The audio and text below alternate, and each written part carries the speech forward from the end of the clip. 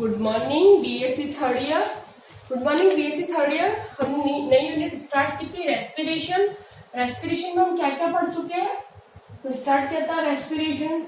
सबसे पहले हमने इसकी इक्वेशन लिखी थी, इक्वेशन। उसके बाद में हमने इसकी डेफिनेशन पढ़ी थी, डेफिनेशन जो कि इसके इंट्रोडक्शन में आ चुकी थी। इंट्रोडक्शन कंप्लीट हो गया था इस तरह से, इसका ऐसे लिख सकते, इसका पूरा इंट्रोडक्शन हो गया था इस तरह से कंप्लीट। उसके बाद में हमने पढ़ा था रेस्पिरेटरी सबस्ट्रेट पढ़ा था, और रेस्पिरेटरी सबस्ट्रेट पढ़ा था। उसके बाद में हमने रेस्पिरेटरी सबस्ट्रेट में हमने क्या पढ़ा था? अगर इसका हमने एक बनाया था कि भाई अगर शुगर है तो फर्स्टली शुगर को यूज करते हैं। अगर शुगर नहीं है बॉडी में तो फैट को यूज किया जाता है एज अ रेस्पिरेट फैट को, और फैट भी नहीं है तब यूज किया जाता है प्रोटीन को। ठीक है, ये हम पढ़ चुके हैं। ठीक है, ये कंप्लीटली पढ़ लिया था हमने। और इसके हमने नाम भी बताया कि अगर शुगर और फैट से रेस्पिरेशन होता है तो उसको हमने फ्लोटिंग रेस्पिरेशन कहा था। प्रोटीन से होता है तो प्रोटोप्लाज्मिक या पेरिप्लाज्मिक रेस्पिरेशन कहा था। इसका एक एक्सेप्शन भी बताया था हमने कि अगर सीड से जर्मिनेशन होता है उस समय क्या होता है, पेरिप्लाज्मिक और प्रोटोप्लाज्मिक रेस्पिरेशन नहीं होता है, जबकि होता रेस्पिरेशन प्रोटीन से ही है। प्रोटीन को यूज करते हैं एज अ रेस्पिरेटरी सबस्ट्रेट, और उस रेस्पिरेशन को नाम दे दिया उन्होंने फ्लोटिंग रेस्पिरेशन। तो ये एक एक्सेप्शन है, और साइंस में आपको हर जगह एक्सेप्शन मिलते ही है। ठीक है, उसके बाद में हमने पढ़ा था types of respiration. Types of respiration हमने एरोबिक और एनारोबिक रेस्पिरेशन के बारे में पढ़ लिया था, एरोबिक एंड एनारोबिक। ठीक है, उसके बाद में एरोबिक एनारोबिक के अंदर हमने पढ़ा था, इसके अंदर तो रेस्पिरेटरी सबस्ट्रेट हम शुगर फैट प्रोटीन ले सकते हैं, ऑक्सीजन यूज होती है, इसके अंदर ऑक्सीजन नहीं यूज होती है। यहाँ पे शुगर फैट प्रोटीन ले सकते हैं, यहाँ पे ओनली शुगर को ही लेते हैं एज अ रेस्पिरेटरी सबस्ट्रेट। उसके बाद में हमने पढ़ा था फर्मेंटेशन के बारे में, फर्मेंटेशन या किण्वन के बारे में। ये भी हमने 5 टाइप का पढ़ा था। एसिड, इसको भी हमने 5 टाइप से पढ़ा था। इसको मैं बोल के बता देती हूँ, लिखना कोई जरूरी नहीं है। इसके अंदर हमने अल्कोहलिक 5 पढ़ा था। 5 फर्मेंटेशन होती है, alcoholic fermentation, butyric acid fermentation, acetic acid fermentation, और alcoholic, acetic acid, citric acid और ब्यूटारिक एसिड। ठीक है, इस तरह से हमने टोटल 5 फर्मेंटेशन पढ़े थे इसके अंदर। उसके बाद में हमने क्या पढ़ा था? उसके फर्मेंटेशन के बाद में हमने स्टार्ट किया था मैकेनिज्म ऑफ, नहीं सॉरी, फिर हमने पढ़ा था स्ट्रक्चर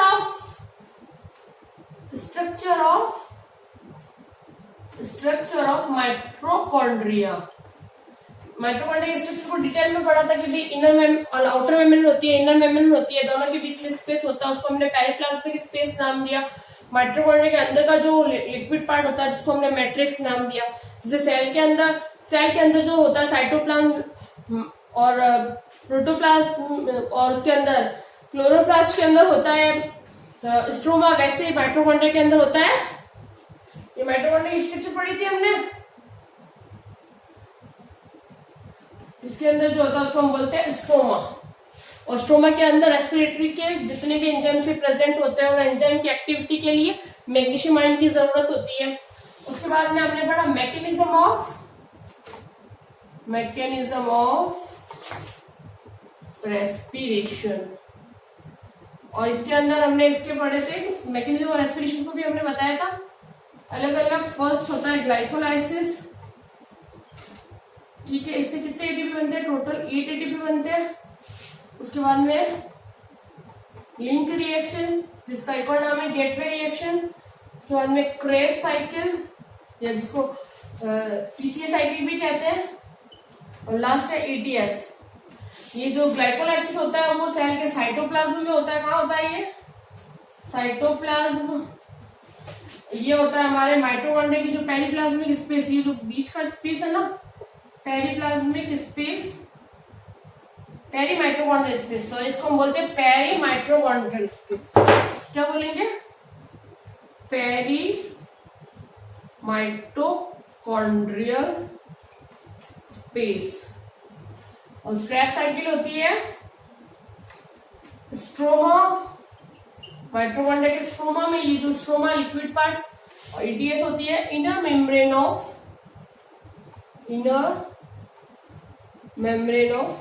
माइटोकॉन्ड्रिया। ठीक है, ये सब हम मैकेनिज्म ऑफ रेस्पिरेशन में डिटेल में पढ़ेंगे।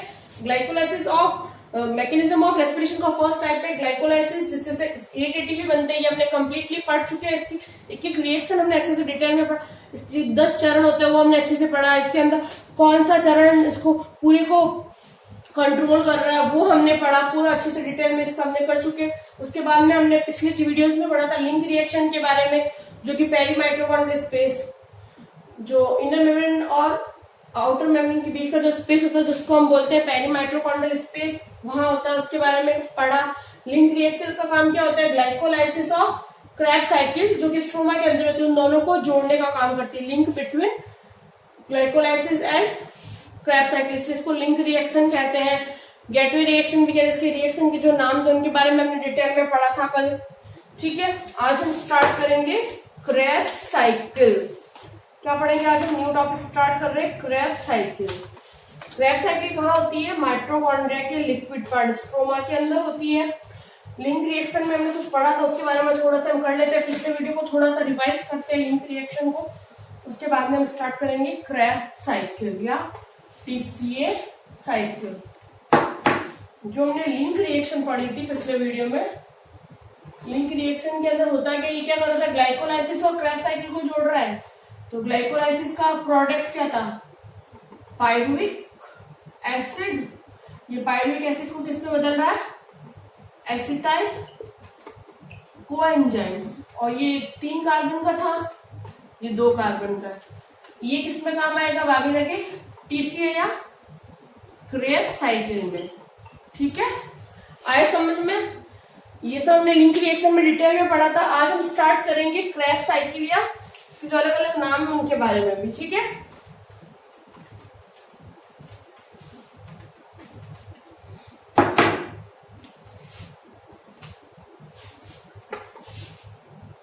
क्रैब साइकिल, इसका एक और नाम है टीसीए साइकिल। इसको टीसीए साइकिल क्यों बोलते हैं? टीसीए साइकिल है इसका नाम, टीसीए मतलब है, और इसको बोलते हैं सिट्रिक एसिड साइकिल भी बोलते हैं।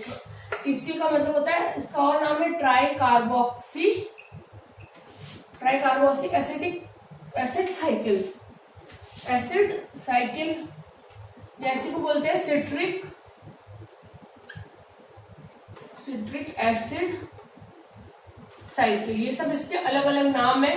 क्रैब साइकिल को TCA cycle, try carboxy acid cycle भी बोलते हैं, और इसको बोलते हैं सिट्रिक एसिड साइकिल भी कहा जाता है। ठीक है, ये इसके अलग नाम है। और ये होती कहाँ है? ये होती है माइटोकॉन्ड्रियल मैट्रिक्स। स्ट्रोमा नहीं, सॉरी हमने गलती से लिख दिया था। स्ट्रोमा तो हमेशा कहाँ होता है? स्ट्रोमा क्लोरोप्लास्ट के अंदर होता है, और माइटोकॉन्ड्रिया के लिक्विड पार्ट को क्या बोलते हैं? मैट्रिक्स। तो ये कहाँ होता है? माइटोकॉन्ड्रिया के मैट्रिक्स में। माइटोकॉन्ड्रिया के मैट्रिक्स में, वो मैंने गलती से लिख दिया था। जो माइटोकॉन्ड्रिया के अंदर का जो लिक्विड पार्ट होता है, ये जो होता है इसको हम बोलते हैं मैट्रिक्स। और स्ट्रोमा क्या होता है? स्ट्रोमा होता है क्लोरोप्लास्ट चाहिए, जैसे मान लो इसके अंदर ये जो लिक्विड पार्ट उसको हमने बोला था स्ट्रोमा। और ये भी डबल मेम्ब्रेन बाउंडेड और ये भी डबल मेम्ब्रेन बाउंडेड है। ठीक है, तो क्रैब साइकिल कहाँ होता है? क्रैब साइकिल होता है माइटोकॉन्ड्रिया के मैट्रिक्स में। ठीक है, और इसके कुछ क्रैब साइकिल के एंजाइम्स का प्रेजेंट होते हैं। क्रैब साइकिल के एंजाइम्स होते हैं माइटोकॉन्ड्रिया के मैट्रिक्स में present. Enzymes present in matrix, जितने भी एंजाइम्स होते हैं वो कहाँ मिलेंगे हमें? मैट्रिक्स में। ठीक है, माइटोकॉन्ड्रिया के मैट्रिक्स में ही हमें क्रैब साइकिल के सारे एंजाइम्स मिलते हैं। जो एसडी होता है माइटोकॉन्ड्रिया के इनर मेम्ब्रेन में उपस्थित होता है। केवल इसका एक एक्सेप्शन है, अपवाद के रूप में एक है, अपवाद है इसका कि सारे एंजाइम तो मिलेंगे हमें, इसके जो भी एंजाइम वो मैट्रिक्स में मिलेंगे। एक एंजाइम है एसडीएच, वो कहाँ मिलेगा? Inner membrane of mitochondria. Mitochondria के इनर मेम्ब्रेन में। जनरली सारे एंजाइम जो होते हैं क्रेब्स साइकिल के सारे एंजाइम मैट्रिक्स में मिलेंगे, केवल एक एंजाइम में एसडीएच सक्सिनिक डिहाइड्रोजिनेज, ये कहाँ मिलता है? माइटोकॉन्ड्रिया के इनर मेम्ब्रेन में। सक्सिनिक डिहाइड्रोजिनेज, क्या नाम है इसका? Succinic dehydrogenase. सक्सिनिक डिहाइड्रोजिनेज ये एक एंजाइम है, केवल ये एक ऐसा एंजाइम है, ये अपवाद के रूप में कहा मिलेगा? Inner membrane of mitochondria. ठीक है, आया समझ में यहाँ तक? अब हम बनाते हैं टीसीए साइकिल का पूरा टीसीए साइकिल। अभी तक हमने क्या होता है? क्रेब्स साइकिल को ही हम बोलते हैं। क्रेब्स साइकिल कहाँ होता है? क्रेब्स साइकिल होता है, ये रेस्पिरेशन के जो मैकेनिज्म पढ़ेंगे उसमें सबसे फर्स्ट पहले ग्लाइकोलाइसिस कंप्लीट किया, फिर लिंक रिएक्शन कंप्लीट किया। लिंक रिएक्शन क्या करता है? ग्लाइकोलाइसिस और क्रेब्स साइकिल को जोड़ने का काम करता है, क्योंकि लिंक रिएक्शन का प्रोडक्ट बनता है एसिटाइल कोएंजाइम जो कि क्रेब्स साइकिल यूज करता है। तो क्रेब्स साइकिल को हम टीसीए साइकिल बोलते हैं। ट्राई कार्बोक्सी एसिड साइकिल कहा जाता है, इसी को सिट्रिक एसिड साइकिल भी कहा जाता है। माइटोकॉन्ड्रिया के लिक्विड पार्ट मैट्रिक्स में ये होता है, माइटोकॉन्ड्रिया के अंदर होता है, मैट्रिक्स के अंदर। इसके सभी एंजाइम मैट्रिक्स में उपस्थित होता है। एक एक्सेप्शन है एसडीएच सक्सिनिक डिहाइड्रोजिनेज, ये माइटोकॉन्ड्रिया के इनर मेम्ब्रेन में मिलेगा केवल। ठीक है, अब मैं बनाती हूँ उसका पूरा डायग्राम। ठीक है,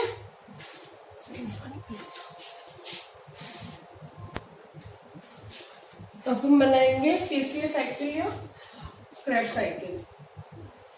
पायरुविक एसिड किसमें बना था? ग्लाइकोलाइसिस में बना था। पायरुविक एसिड, ठीक है, पायरुविक एसिड से क्या बनता है? लिंक रिएक्शन के द्वारा एसिटाइल कोएंजाइम। ठीक है, फिर एसिटाइल कोएंजाइम क्या करेगा?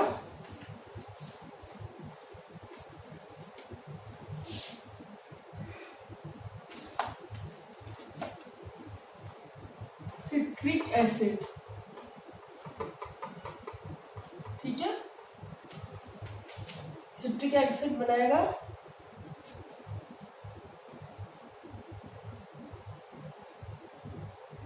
सिस एकोनिटीज।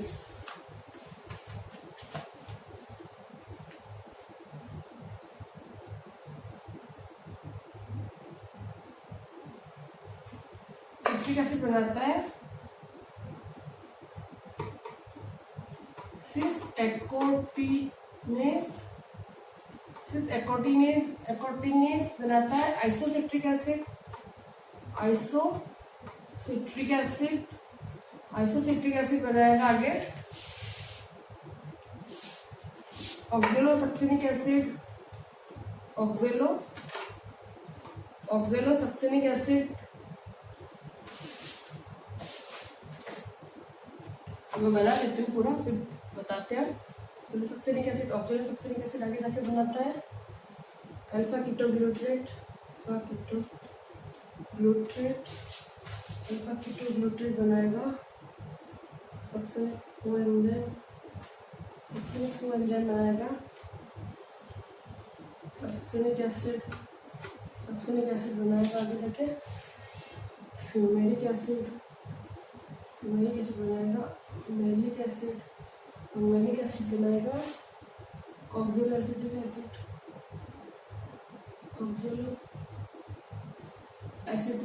और ऑक्जेलोएसिटिक एसिड वापस बनाएगा acetyl coenzyme.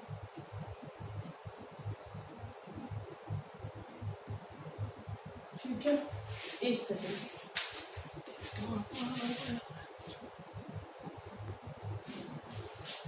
Krebs cycle pyruvic acid कहाँ बनता है? ग्लाइकोलाइसिस का प्रोडक्ट बनता है। पायरुविक एसिड के 2 मॉलिक्यूल बनते हैं, जिससे लिंक रिएक्शन के द्वारा 2 मॉलिक्यूल एसिटाइल कोएंजाइम के बनते हैं। यहाँ पे क्या होता है? क्या निकलता है यहाँ से? एक तो कार्बन डाइऑक्साइड निकलती है, 2 अणु कार्बन डाइऑक्साइड के निकलेंगे और 2 NADH2 के अणु बनते हैं, NADH2। ठीक है, फिर क्या होता है? एसिटाइल कोएंजाइम और ऑक्जेलोएसिटिक एसिड, 2 कार्बन वाला 2 अणु एसिटाइल कोएंजाइम के और 2 ही अणु ऑक्जेलोएसिटिक एसिड के ऑक्सोएसिटिक एसिड 4 कार्बन युक्त होता है, एसिटिल कोएंजाइम 2 कार्बन युक्त। सिट्रिक एसिड सिंथेटिक एंजाइम की प्रेजेंस में बनाएगा सिट्रिक एसिड, और ये सिट्रिक एसिड के भी यहाँ कितने बनेंगे, 2 अणु बनेंगे, ठीक है, कितने बनेंगे, 2 अणु, और ये कितने कार्बन युक्त होगा, 6 कार्बन युक्त। और सिट्रिक एसिड एकोनिटेज एंजाइम की प्रेजेंस में बनाएगा सिस एकोनिटेज के 2 अणु, ये 6 कार्बन युक्त यौगिक है। एकोनिटेज सिस एकोनिटिक एसिड आगे एकोनिटेज की प्रेजेंस में क्या बनाएगा, आइसोसिट्रिक एसिड। जो आइसोसिट्रिक एसिड है वो आइसोसिट्रिक डिहाइड्रोजनेज एंजाइम की प्रेजेंस में बनाएगा ऑक्जेलोसक्सिनिक एसिड, ठीक है। और इसके भी 2 मॉलिक्यूल्स बनते हैं, और आइसोसिट्रिक एसिड के भी यहाँ पे इसके भी 2 अणु बनते हैं, ठीक है। ये भी 6 कार्बनिक होता है ऑक्जेलोसक्सिनिक एसिड। ये डी कार्बोक्सिलेज एंजाइम के द्वारा कार्बन डाइऑक्साइड को बाहर निकालेगा और 2 अणु अल्फा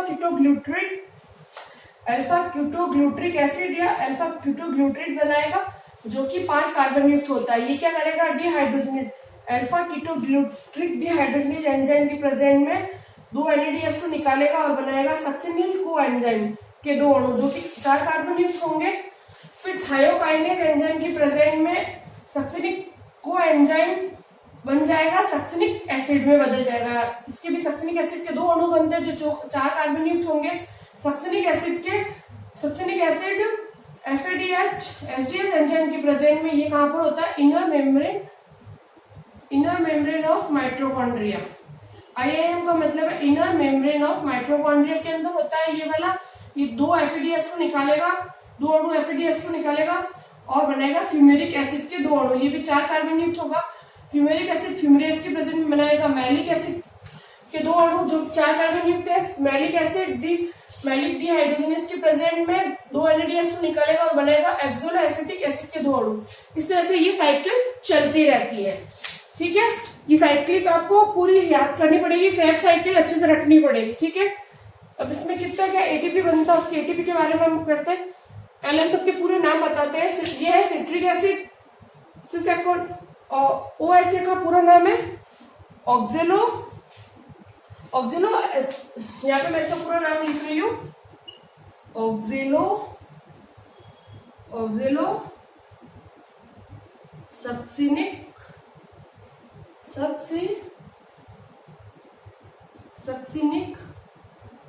एसिड, ठीक है। इसका पूरा नाम है alpha glutaric acid, alpha ketoglutaric acid या अल्फा कीटोग्लूटेरेट भी बोल सकते हैं इसे हम। उसके बाद में इसका SCO का मतलब है सक्सिनिक को एंजाइम, सक्सिनाइल को एंजाइम, ठीक है। इसके बाद है और किसके फुल नाम, इसका नाम है सक्सिनिक एसिड, एसिड का मतलब है सक्सिनिक एसिड। इसका है फ्यूमेरिक एसिड या फ्यूमरेट भी बोलते हैं इसका, मैलेट या मैलिक एसिड। इसका तो पता ही ऑक्जेलो एसिटिक एसिड, ठीक है। सबके पूरे नाम बता दिए मैंने आपको। अब अच्छे से आपको पता चल गया होगा क्रेब्स साइकिल। वापस एक बार रिवाइज करती हूँ। जो ग्लाइकोलाइसिस में जो पाइरुविक एसिड के 2 अणु बनते हैं वो काम आते हैं लिंक रिएक्शन में। जो एसिटाइल को एंजाइम बनेगा, एसिटाइल को एंजाइम ऑक्सोएसिटिक एसिड से रिएक्शन करके सिट्रिक एसिड सिंथेटिक एंजाइम की प्रेजेंस में बनाता है। सिट्रिक एसिड के 2 मॉलिक्यूल्स जो 6 कार्बन युक्त होते हैं। सिट्रिक एसिड एकोनिटेज से रिएक्ट करके सिस एकोटिनिक एसिड बनाएगा। 6 एकोनिटिक एसिड एकोटिनेज से एंजाइम की प्रेजेंस में बनाएगा आइसोसिट्रिक डिहाइड्रोजनेज की प्रेजेंस में 2 NADH2 निकालेगा और बनाएगा ऑक्जेलोसक्सिनिक एसिड के 2 मॉलिक्यूल। डी कार्बोक्सिलेज एंजाइम से कार्बन डाइऑक्साइड को निकालेगा, डी कार्बोक्सिलेज की प्रेजेंस में बनाएगा अल्फा कीटोग्लूटेरिक डिहाइड्रोजनेज की प्रेजेंस में बनाएगा सक्सिनिल को एंजाइम और 2 NADH2 के मॉलिक्यूल्स निकालेगा।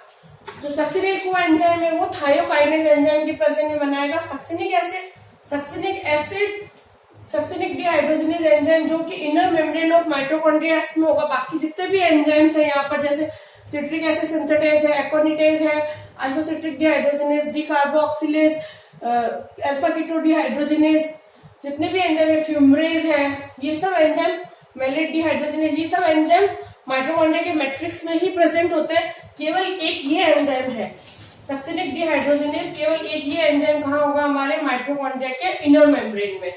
ठीक है, फिर ये क्या बनेगा? फ्यूमेरिक एसिड, और फ्यूमेरिक एसिड फ्यूमरेज एंजाइम की प्रेजेंस में बनाता है मैलिक एसिड। मैलिक एसिड बनाएगा ऑक्सैलोएसिटिक एसिड, और मैलिक डिहाइड्रोजनेज एंजाइम की प्रेजेंस में बनाएगा और 2 NADH2 निकालेगा, और ये वापस काम करेगा, वापस क्रेब्स साइकिल को रन करवाएगा। ठीक है,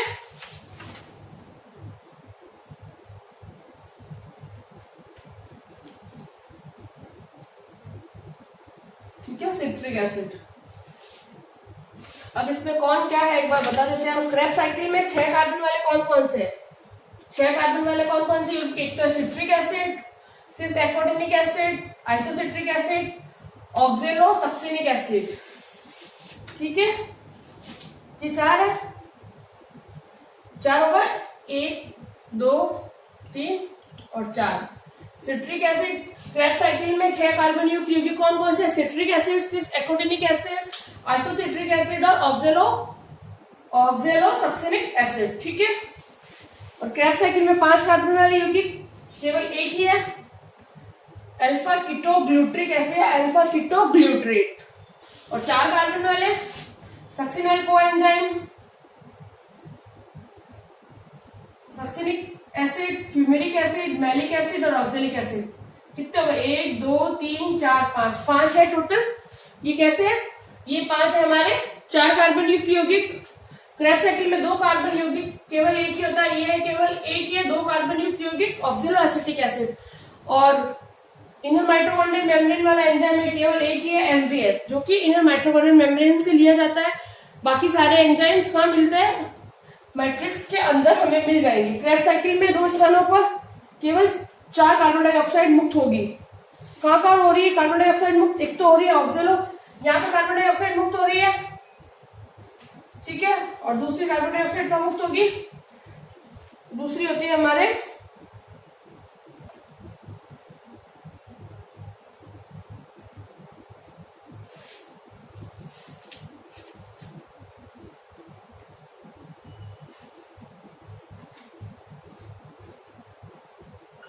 दो जगह कार्बन डाइऑक्साइड मुक्त हो रही है। एक तो हो रही है जब oxalo succinic acid alpha ketoglutarate बनाता है तब कार्बन डाइऑक्साइड मुक्त होती है, और दूसरा अल्फा कीटोग्लूट्रेट जब सक्सिनल कोएंजाइम बनाती है तब कार्बन डाइऑक्साइड मुक्त होती है। यहाँ पर 2 ऑक्साइड मुक्त होती हुई दिखाई देगी।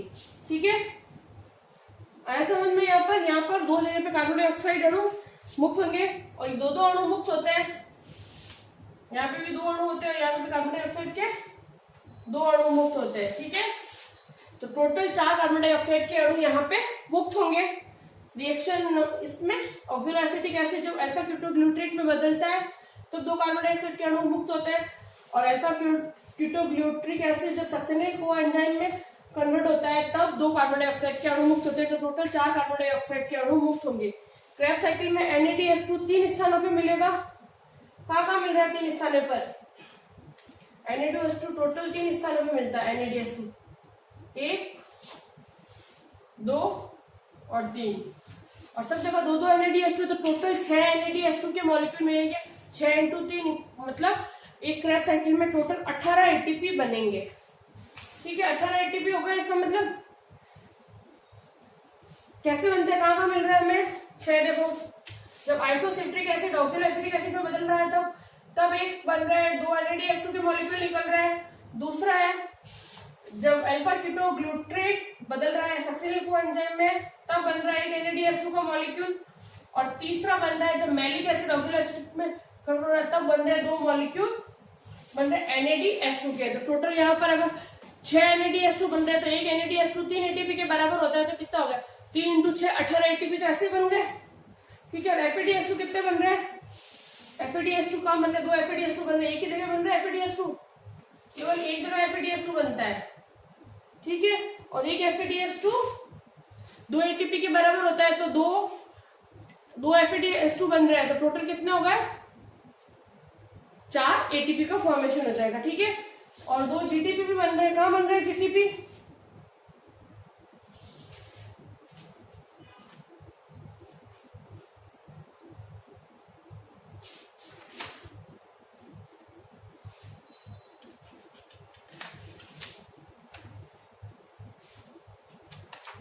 यहाँ पे क्या बनता है?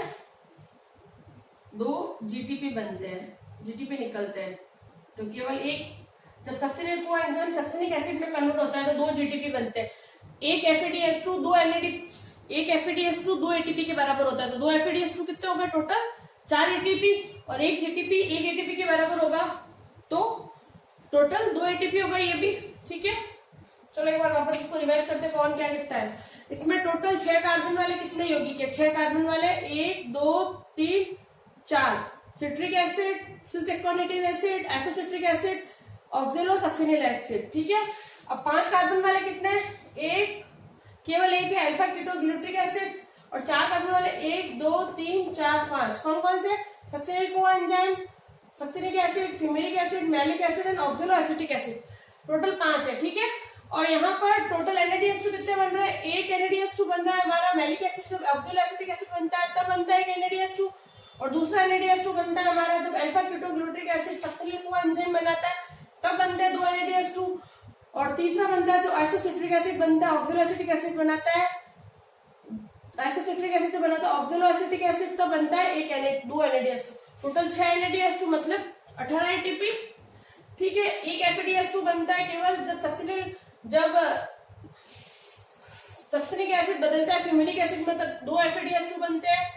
केवल 2 GTP बनते हैं जब सक्सिनिक कोएंजाइम सक्सिनिक एसिड बनाता है तब बनते हैं 2 GTP, और एक GTP 1 ATP के बराबर होता है, और एक FADH2 2 ATP के बराबर होता है, ठीक है। आया समझ में ये पूरा आपको? तो कंफ्यूजन तो नहीं है, ठीक है। और क्रेब्स साइकिल में एक ही स्थान पर केवल 2 FADH2 बनते हैं। इसमें एक विशेष एंजाइम काम आता है। यहाँ पे एक FADH2 बन रहा है, इसके साथ साथ विशेष एंजाइम कौन सा काम आ रहा है? SDH, और ये SDH कहाँ प्रेजेंट होता है? सारे जितने भी एंजाइम होते हैं क्रेब्स साइकिल के कहाँ प्रेजेंट होते हैं? मैट्रिक्स में। केवल एक ही ऐसा एंजाइम है जो कहाँ प्रेजेंट है? इनर मेम्ब्रेन ऑफ माइटोकॉन्ड्रिया में। सक्सिनिक डिहाइड्रोजनेज एंजाइम माइटोकॉन्ड्रिया के इनर मेम्ब्रेन में प्रेजेंट होता है, बाकी सारे एंजाइम कहाँ प्रेजेंट होता है? मैट्रिक्स में। तो ये जो FADH2 निकलता है उस समय जो सक्सिनिक डिहाइड्रोजनेज एंजाइम है वो माइटोकॉन्ड्रिया के इनर मेम्ब्रेन में प्रेजेंट होता है, ठीक है। क्रेब्स साइकिल में कितनी ATP बनती है? टोटल ATP का हम हिसाब लगाते हैं, ठीक है। आए समझ में? यहाँ तो कोई प्रॉब्लम तो नहीं है, एक बार देख लीजिए, ठीक है। अब हम ATP कौन कौन सी कहाँ बनती है, ATP कहाँ करते हैं? टोटल ATP कितनी बनी उससे बताते हैं। देखो इधर साइड में मैं लिख रही हूँ ATP के बारे में, पता चल जाएगा थोड़ा सा। ATP देखो 2 NADH2 कितनी जगह बना था, लिख देते हैं 2 NADH2 इक्वल्स टू कितनी जगह बना है? 6 बना है। 6 टोटल कितने? 6 बन गए, 1 2 3 और ये 4, 3 जगह बन रहा है, तो 6 इंटू 3 क्योंकि एक ATP कितने, जैसे देखो NADH2 किसके बराबर होता है? NADH2 equals to 1 NADH2 equals to 3 ATP, ठीक है। 1 FADH2 इक्वल्स टू 2 ATP, ठीक है। और 1 GTP इक्वल्स टू 1 ATP, ठीक है। अब इसका हिसाब लगाते हैं ATP कैसे बना। तो टोटल यहाँ पे कितनी 18 ATP बन गई। दूसरा हमारा क्या क्या है इसके अंदर? दूसरा क्या बना इसके अंदर? 2 बने FADH2 के मॉलिक्यूल, ठीक है। तो 2 बने हमारे FADH2, कितनी जगह बना? एक ही बना, एक जगह बना है। कितने बने? 2 बने, और कितने ATP के बराबर होता है? 2 ATP के बराबर, तो कितना हुआ? 4 ATP बन गए टोटल। फिर तीसरा है हमारा 2 GTP के मॉलिक्यूल बने, 2 GTP, 1 ATP 2 और 1 ATP के बराबर होता है, तो इसको लिखते हैं हमने 2। तो टोटल कितने हो गए? 18 + 4 20 और 24 टोटल कितने एटीपी बनते हैं, इसका मतलब एक क्रैब साइकिल में टोटल कितने एटीपी बनेंगे, 24 एटीपी। एटीपी प्रोडक्शन समझ में आया आपको, ठीक है, तो अच्छे से समझिए वापस। अब एक एक जो हमने जो रिएक्शंस मैंने बताई वो मैं आपको लिख के भी बताऊंगी, पहले आप देख लीजिए। देखो 2 NADH2, एक NADH2 बराबर होता है 3 एटीपी के, तो हम लिखते हैं 2 NADH2 है, टोटल 2 NADH2 के कितने मॉलिक्यूल है, 6 मॉलिक्यूल, कितनी जगह पे, 3 जगह पे, और एक 3 एटीपी के बराबर होता है, 3 से इंटू किया तो कितना 18 एटीपी। दूसरा 2 FADH2 कितनी जगह पे, एक ही जगह पर है, ठीक है, एक ही मॉलिक्यूल है, 2 एटीपी के बराबर कितनी जगह पे, 2 जगह पे। FADH2 कितनी जगह पे है बताइए, FADH2 के मॉलिक्यूल कितने, 2 है, ये देखो एक FADH2 यहाँ पर है और दूसरा कहाँ है,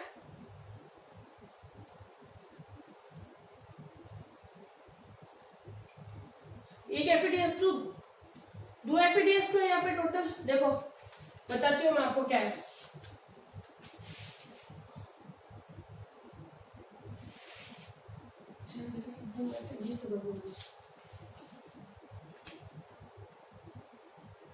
यहाँ पे लिखते हैं कितनी जगह पे, ये कितनी जगह पे, 3 जगह पे, 3 इंटू 6, ये एक जगह पे और ये भी एक जगह पे, 3 इंटू 2 6 हो गए।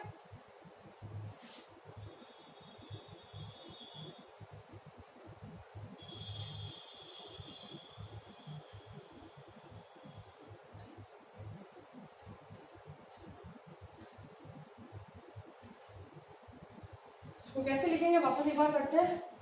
2 NADH2 है, ठीक है, एक तो 3 मॉलिक्यूल्स है, 2 NADH2 है टोटल, 2 मॉलिक्यूल्स ऑफ NADH2 के 3 जगह पर है, और एक 3 एटीपी के बराबर होता है, कितना हुआ, 3 इंटू 2 6, 6 इंटू 3 18, ठीक है। और FADH2 के मॉलिक्यूल कितनी जगह पे, एक ही जगह पे, तो एक FADH2 के 2 मॉलिक्यूल है, 2 मॉलिक्यूल 2 एटीपी के बराबर होता है, तो 4 एटीपी। और एक GTP के मॉलिक्यूल कितने, एक GTP का मॉलिक्यूल है, कितने, 2 है, GTP टोटल 2 GTP है, और एक एटीपी के बराबर होता है, तो उसको लिख दिया 2 equals to choice ATP, total choice ATP इस तरह से बनेंगे, ठीक है। आया समझ में TCA साइकिल, कुछ प्रॉब्लम है तो आप मैसेज कॉल से पूछ सकते हैं, एक बार आप ढंग से देखिए, पूरा बनाइए, समझिए, और मैं इसकी थोड़ी सी लैंग्वेज टाइप कल आपको नेक्स्ट वीडियो में लिखवाती हूँ। Thank you so much.